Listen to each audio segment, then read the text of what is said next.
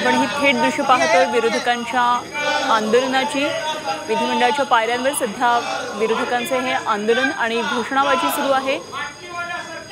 लाडक्या बहिणीचे संसार उद्ध्वस्त करणारं महायुती सरकार, अशा प्रकारे संदेश आज या फलकांमध्ये लिहिलेला आहे। तर विविध घोषणाबाजी सध्या सुरू आहे, वेगवेगळे संदेश लिहिलेले मेसेजेस सध्या विरोधकांच्या हाती आपण या फलकांवर पाहतोय। तर आज विविध मुद्द्यांवर विरोधक सरकारला घेरणार आहेत आणि त्यातही भरणेंनी उपस्थित केलेला लाडक्या बहिणीचा मुद्दा आणि त्यावरून अजित पवारांनी त्यांना सुनावलेलं, यावरून आता विरोधक आज कामकाजामध्ये हा मुद्दा उपस्थित करतात का ते पाहावं लागणार आहे।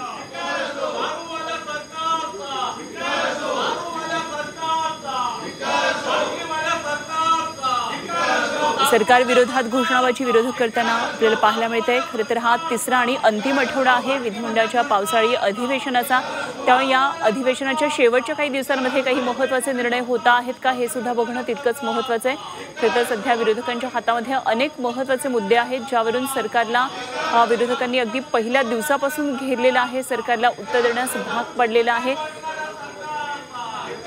त्यामुळे त्या शेवटच्या काही दिवसांमध्ये विरोधक आणखी काय मुद्दे घेऊन सरकारला घेरतायत, अडचणीत आणतायत हे बघणं महत्त्वाचं ठरणार आहे। तेव्हा आज महत्त्वाचा मुद्दा हाती घेतला तो म्हणजे लाडक्या बहिणींसंदर्भातला, लाडक्या बहिणीच्या योजनेमुळे सरकारला निधीबाबत कशा प्रकारे त्रासाला सामोरं जावं लागतंय, अशा प्रकारचं वक्तव्य केलं होतं दत्ता भरणे आणि अर्थातच त्यावर बऱ्याच राजकीय प्रतिक्रिया उमटल्या। अजित पवारांनी सुद्धा त्यांना खडेबोल सुनावल्याचं कळतं आहे। त्यामुळे आज याच महत्त्वाच्या मुद्द्यावर विरोधक काय नेमकं कामकाजामध्ये उपस्थित करणार आहेत हे बघणं महत्त्वाचं ठरेल।